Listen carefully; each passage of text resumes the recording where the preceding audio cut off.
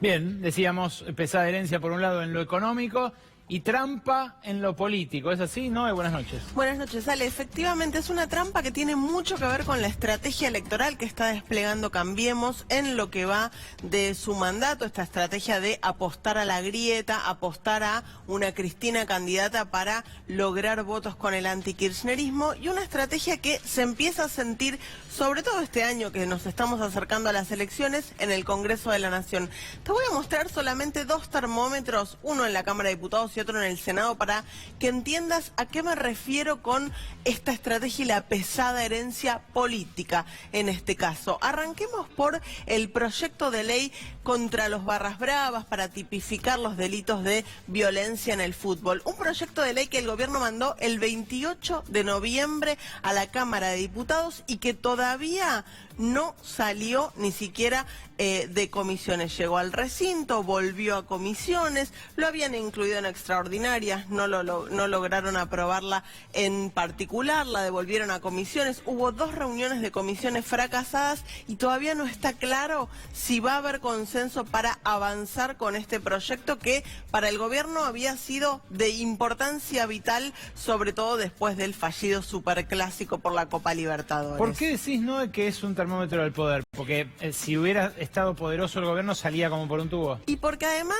¿quién puede negarse a tipificar delitos de violencia en el fútbol? ¿Por qué habría allí un tironeo político? Lo que demuestra este proyecto es que el gobierno empieza a perder peso y aún los proyectos que considera vitales para su estrategia comunicacional y política no avanzan. Entiendo. En el Senado está pasando algo muy parecido desde antes ya, con el proyecto para financiar la campaña electoral con aportes de empresas privadas. Ah, sí. Lo mandaron a diputados primero, no avanzó. Entonces, ¿qué hicieron el año pasado? Mandaron un proyecto igual al Senado 3 meses después. Lo metieron también en extraordinarias, fracasó en diciembre, fracasó en marzo. Es un proyecto en el que, en principio, el peronismo de Miguel Pichetto se había mostrado de acuerdo. Esta última semana terminaron en un tironeo a ver quién tenía más firmas para el dictamen que supuestamente va a llegar al recinto, pero sigue en un limbo este proyecto de ley que para el gobierno es fundamental, ¿no? Permitir el aporte de empresas privadas a la campaña para que justamente alguien pague la campaña. ¿Qué empieza a pasar con los aliados que tuvo hasta ahora el gobierno? Empiezan a caer en la grieta. Te voy a mostrar 4 ejemplos nada más de quienes estamos hablando, pero sabemos que nos referimos con los aliados a Juan Manuel Urtubey, a Sergio Massa, a Gerardo Zamora, el gobernador de Santiago del Estero, y a justamente Miguel Ángel Pichetto. Son los que venían aportando estos votos clave que le garantizaban al gobierno poder avanzar en el Congreso y que ahora empiezan a caer en la grieta. ¿Qué significa que empiezan a caer en la grieta? Bueno, que empiezan a ver, por ejemplo, el santiagueño Zamora, empieza a ver que si Cristina es candidata en su provincia, la gran mayoría de los votos probablemente terminen estando en ese lado y no en la lista de Cambiemos. Entonces, ¿por qué le redituaría apoyar a un gobierno que no parece ir a tener buen resultado electoral en su provincia? A Sergio Massa le pasa lo mismo, a Miguel Pichetto enojadísimo el miércoles pasado durante la visita de Marcos Peña al Congreso. Déjame mostrarte en un ejemplo por año cómo fue modificando su posición, por ejemplo, el voto de los santiagueños. ¿A qué me refiero con que se van alejando? Hay 6 santiagueños en la Cámara de Diputados de la Nación. En 2016, los 6 votaron a favor del pago a los buitres, ley clave para el gobierno nacional. ¿De qué partido los santiagueños? Del Frente Cívico por Santiago, del partido del gobernador Gerardo Zamora. Son aliados móviles, ¿no? Que fueron están... kirchneristas, Exactamente. Ahora, el 2016, apoyaron todos el pago a los buitres. En 2017, en la reforma previsional, 4 votaron en contra con el resto de la oposición, pero uno estuvo ausente y uno se abstuvo. En 2018, en la siguiente placa, podés ver cómo en un tema que era clave para el gobierno, como la designación de Nicky Caputo como cónsul aquí... Exactamente, claro, como cónsul de Singapur en la Argentina, 6 directamente estuvieron ausentes, ya no se juegan tanto. El 2019 es una incógnita y te voy a mostrar por qué está Mauricio Macri diseñando su propia pesada herencia, porque apuesta a ganar la elección en las provincias núcleo, en Buenos Aires, en Santa Fe, en Córdoba y en Mendoza, pero en todo el resto del país, que es de donde son sus aliados, estos aliados que va logrando de a puchitos en la Cámara de Diputados y en el Senado, en todo el resto de las provincias, las previsiones hoy muestran que van a ir ganando las listas del peronismo. Ya veremos, Argentina Federal, el kirchnerismo, pero son provincias a donde el gobierno encontraba hasta ahora aliados, y si sigue apostando a la grieta, muy probablemente termine generando que sean electos diputados de otros partidos, y ya no va a ser solo económica la pesada herencia. Si Mauricio Macri reelige, no va a tener mayorías ni en el Senado ni en diputados, que es algo con lo que convivió estos 4 años, pero va a ser una rareza si efectivamente reelige un gobierno que logra revalidar su mandato, pero no logra mayorías en las 2 cámaras, y ya sabemos lo que le está pidiendo el FMI, no solo que obviamente pague la deuda, exactamente, sino eso decir, ¿no? reformas estructurales. Acaba de mandar el viernes pasado un proyecto de ley para reformar la Carta Orgánica del Banco Central, algo que en realidad es cosmético porque ya están cumpliendo a rajatabla con lo que manda el Fondo Monetario, pero el Fondo quiere escrito sobre piedra. Sí, cosmético, y que además pretende borrar como delito los delitos de lavado de dinero, ¿no? Los delitos penales económicos, que, bueno, son delitos graves. Sí, lo penal cambiario. Ahora, que el gobierno se quede sin un plafón propio, siquiera para discutir leyes que, como decís, son casi de consenso, como la de barras. Claro, tipificar los delitos de las barras bravas. Esto, para la propia sostenibilidad de la deuda y del perfil de vencimientos, es grave. Por eso Roberto Labaña empieza a decir que el ruido cambiario no tiene que ver con quién va a ser electo en las próximas elecciones, sino justamente, no solo con el plan económico, sino con la estrategia política del gobierno, una estrategia política que evidentemente puede servir, está por verse, pero una estrategia política que puede servir para ganar elecciones, pero no para gobernar. Noelia Barral Vigera, el análisis de lo que le depara la elección a Macri por jugar tanto a la grieta. Tenés Yo no te lo dije, Noe, ¿no? Por supuesto, en un ratito. En un ratito, Yo no te lo dije, la trastienda del poder, los pasillos de la política, las paredes que hablan. Antes, un símbolo, un pequeño símbolo de lo que puede llegar a generar la impunidad. Esto que ves acá, a ver si alguna cámara me lo puede tomar de cerca, Pedroso. Esto que vos ves acá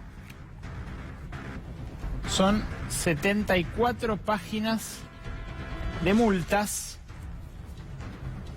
No cualquier multa. Son en total 1.535 infracciones de tránsito acumuladas por los vehículos de la Agencia Nacional de Seguridad Vial. Sí, parece joda, ¿no? En casa de herrero, cuchillo de palo. La Agencia Nacional de Seguridad Vial tiene multas por casi 10 millones de pesos solamente en la ciudad de Buenos Aires. Mirá, estos números estas planillas que tengo acá son 1.535 multas impagas, que por eso figuran en el registro del gobierno de la ciudad. Solo en la ciudad de Buenos Aires. Más de 8 millones de pesos, si tomamos que muchas de estas son por exceso de velocidad, más de 40 kilómetros por encima del máximo permitido. Si tomamos que también son cruzar semáforos en rojo, o sea, las infracciones más peligrosas.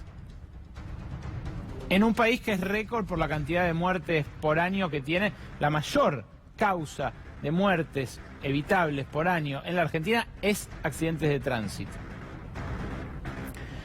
Estas son solo las de la ciudad de Buenos Aires. En la provincia de Buenos Aires se suman otros 600.000 pesos de multas que adeuda, repito, de los últimos años la Agencia Nacional de Seguridad Vial. Si vos me decís 10 millones de pesos, medio millón de pesos, no es plata para un Estado.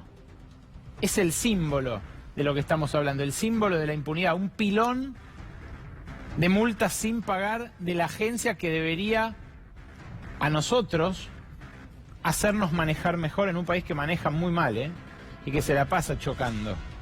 no en el sentido metafórico. Le preguntamos a Vivian Perrone, que es la referente de Madres del Dolor, madre de un chiquito muerto precisamente en un accidente de tránsito, su opinión sobre esto y nos decía lo siguiente. Soy Vivian Perrone, la mamá de Kevin Sedano. Veo esos números y me parecen terribles, pero veo desde dónde proviene y ya me parece aberrante. La Agencia Nacional de Seguridad Vial es una agencia a la que mantenemos todos los ciudadanos con nuestros impuestos. Esos sueldos los pagamos todos nosotros con nuestro dinero. Sabemos que la agencia fue creada porque desde hace muchos años están matando a nuestros seres queridos y los familiares de víctimas pedíamos que existiera una agencia para evitar estas muertes. Para evitar las muertes viales sabemos que hay que concientizar y por lo que estoy viendo, la agencia ni siquiera puede concientizar a sus propios empleados. La agencia se tiene que, como para evitar las muertes viales, controlar en las calles, pero la Agencia de Seguridad Vial no está haciendo controles. Entonces nos preguntamos, ¿para qué está la agencia? Me duele realmente muchísimo y espero que pronto se pueda hacer algo al respecto, porque si no, es como que todo nuestro esfuerzo y todo lo que logramos a partir de la muerte de nuestros seres queridos está cayendo en saco roto. Nos tiene que concientizar a todos y no logra concientizar ni siquiera a sus propios empleados. Acá lo tienen, son 74 hojas que suenan como la impunidad.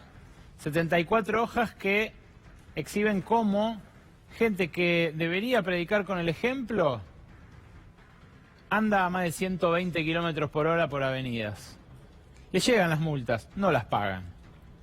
Pasa semáforos en rojo, sabe que pone en riesgo su vida y la de terceros. Le llegan las multas, pero no las pagan. Les prometimos presentarles la historia de las mujeres de Malvinas, las voces más acalladas por las Fuerzas Armadas en la Argentina, las heroínas que no escuchamos en estos 37 años. Pero antes, el contador que tenemos prendido desde el principio del programa y la cantidad de pobres, de indigentes y la deuda que se acumuló en estos 40 minutos. Ahí lo tenés. Acordate que estaba en 0 cuando empezó este programa a las 11 de la noche. Al ritmo al que viene incrementándose la pobreza, según el INDEC, el hambre, según el INDEC, y la deuda, según la Secretaría de Finanzas, tenemos esos números. Acordate que por año tenemos 12.000, por día tenemos 12.000 nuevos pobres. En el año se sumaron 4.400.000 a esa lista de la vergüenza. Eso si hacemos la comparación correcta, trimestre contra trimestre. Y no si reparamos en lo que titularon todos los diarios, con el blindaje mediático que tiene este gobierno, que titularon con el 32% promedio del semestre. No mintieron, pero embellecieron un poquito la realidad. Es mucho más grave la situación del último trimestre que la del tercero, y por eso esa cuenta no da 32, sino que da 35,8. La cantidad de nuevos pobres, de nuevos indigentes y de deuda que se acumula durante este programa, la tenés en ese contador, y antes de terminar el programa te lo vamos a mostrar de vuelta. Pero antes, las mujeres de la guerra. Alicia Reynoso y Estela Morales, gracias por venir, gracias por quedarse, les hicimos esperar un ratito. Gracias. Realmente es un honor recibirlas, ¿eh? No, por favor, las ¿Ustedes las dos fueron enfermeras durante el conflicto? Las dos somos enfermeras. Bueno, pero lo ejercieron. Lo ejercimos como tal durante el conflicto. Somos enfermeras, éramos enfermeras militares de la Fuerza Aérea. ¿Tenían grado? Sí, éramos cabos principales, porque la Fuerza Aérea había incorporado por primera vez en toda la República Argentina, incorporaron las mujeres en 1980 y fue la Fuerza Aérea la pionera en eso, y en el 80 y en el 82 ya estábamos incorporadas hacía 2 años, la primera promoción que soy yo y ella que es la tercera promoción. ¿Qué edad tenían en ese momento, Alicia? Yo 24. ¿Y vos? 25. 25. Sí. Y atendían a los chicos que atendían, que eran conscriptos, de 18. Claro. Sí, el hospital atendió a todos los heridos que pasaron, porque era un hospital de referencia que estaba colocado en Comodoro Rivadavia. Lo llevamos desde aquí, es el hospital reubicable, y estaba en cabecera de pista, y allí llegaban los aviones con la cantidad de heridos, Hércules o F-27, F-28, y nosotros hacíamos la atención y la contención de esos leones de 18 años. Qué importante la contención también, ¿no? Porque no era solamente curarlos, me imagino que tenían hambre y miedo además, ¿no? Todos teníamos miedos. El que dice que no tenía miedo, miente. Nosotros estamos ante una situación que era de extrema peligro, entonces cualquier persona ante un peligro tiene miedo. Así que todos teníamos miedo, los que venían de allá y los que estábamos acá ante la incertidumbre de lo que iba a pasar. Estela, ¿vos qué recordás? ¿Cómo estaban esos chicos que atendías? Como bien dijo Alicia, venían de la guerra, de una guerra injusta, venían heridos de guerra, desesperados por esa situación. Con la mirada ya te dabas cuenta que venían del terror, pero ellos querían curarse rápido para volver, para estar al lado de sus hermanos, porque habían dejado a sus hermanos. Para volver a las islas. Para volver a las islas. Wow. Querían curarse rápidamente y además querían que le avisáramos a su familia. De alguna manera, en ese momento no había celulares como ahora. No, claro. A nosotros nos decían que querían por favor que le avisáramos a su mamá que estaban bien. Mirá. Esa era por eso siempre decimos, hemos recorrido varios canales hoy y muchas radios, y siempre decimos que ante situaciones terribles, creo que nosotros siempre pensamos en nuestra mamá, y ellos en ese momento querían a su mamá. Alicia, siempre se habla de los excombatientes, y el masculino genérico, ese plural, esconde, ahora lo descubrimos con el lenguaje inclusivo, esconde que en realidad eran los y las. ¿Lo sentiste como injusto en estos 37 años eso? Sí. Yo creo que el olvido al cual vos hacía un rato te referías no solamente fue de parte de las Fuerzas Armadas. El olvido fue desde que terminó la guerra, desde la posguerra, todos los gobiernos que siguieron hasta el actual, se olvida de las veteranas, sobre todo de las veteranas de la Fuerza Aérea. Nosotros estamos reconocidas por el Congreso con medalla, diploma, y nunca se nos nombraba, nunca se nos convocaba. Recién nos convocaron al primer desfile como personal y como veteranas de guerra en el año 2013. La guerra fue en 1982. O sea que todo ese tiempo de silencio, de olvido, si bien es cierto, nosotros también tenemos una parte responsable. ¿Por qué? Porque cuando termina la guerra a nosotros nos ordenan no hablar. Nosotros éramos personal militar y el militar no cuestiona las órdenes, no, claro, las cumple. Y también fuimos cómplices porque nos quedamos medio como en ese silencio, un poco obligado, un poco impuesto y un poco también de nosotros porque pasábamos por todos los estadios. Yo no estuve ahí, la negación, yo no quiero recordar, no quiero saber, y uno se va metiendo dentro de una caparazón. Claro. Esa caparazón en algún momento sale.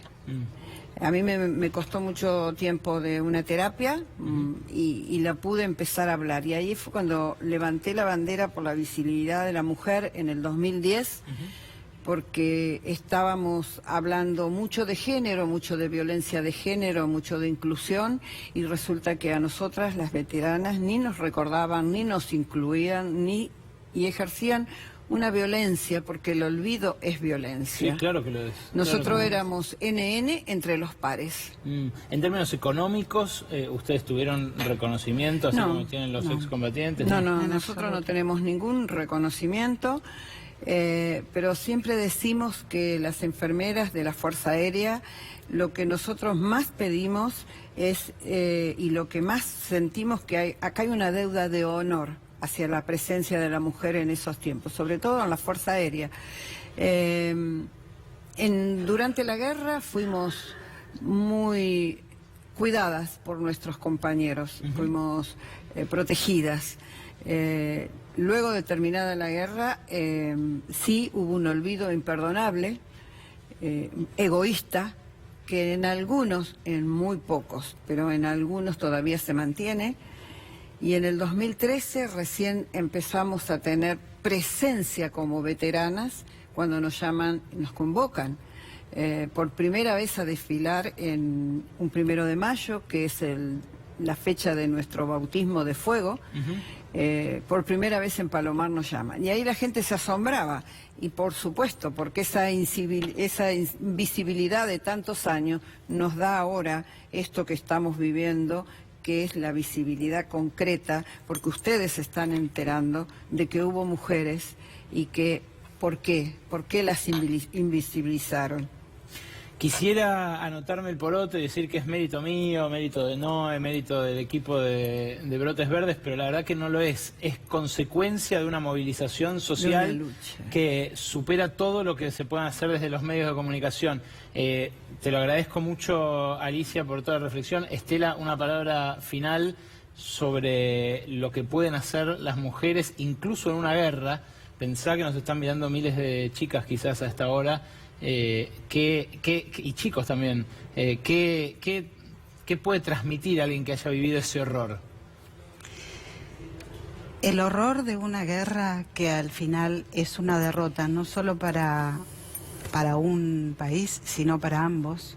Todos los países que están en guerra tienen su cuota de derrota. Yo no creo que haya victorias, creo que el país sufre un dolor tremendo entre muertes, ausencias, olvidos, y creo que no se pueden conseguir así las Islas Malvinas nuevamente. Creo que trajo tanto dolor y además el olvido, que también es algo que uno tiene que reflexionar y pensar que sin memoria no hay historia. Todos debemos recordar y debemos tener presente que cada uno tiene que contar su historia, la verdad, como estamos nosotras contando, estamos visibilizando una parte, un pedacito de la historia donde hemos sido partícipes, ¿no? Partícipes de una historia que forma parte de la historia de nuestro país. Y que realmente uno a través del diálogo debe conseguir lo que se pueda conseguir y no a través de la guerra. Sabias palabras. Estela Morales, Alicia Reynoso, gracias por venir esta noche a Brotes Verdes y bueno, ojalá las empiece a escuchar una sociedad que tantos años les dio la espalda. Las agradecidas somos nosotras. Estamos muy contentos de ver el país unido ayer y hoy en un solo color, celeste y blanco, como allá en el 82, y que tanto nos cuesta después, mañana, ya seguir con las mismas noticias y olvidarse de Malvinas. Malvinas son los 365 días del año, no solamente ayer y hoy. Ojalá. Acordate que tenemos el contador prendido. Acá los pobres, los indigentes y la deuda, la pesada herencia de Mauricio Macri, la ves ahí. Mientras nos vamos al corte, en instantes volvemos con el Yo no te lo dije, la trastienda de la política, los pasillos del poder. Acá para el cierre de Brotes Verdes, quédate.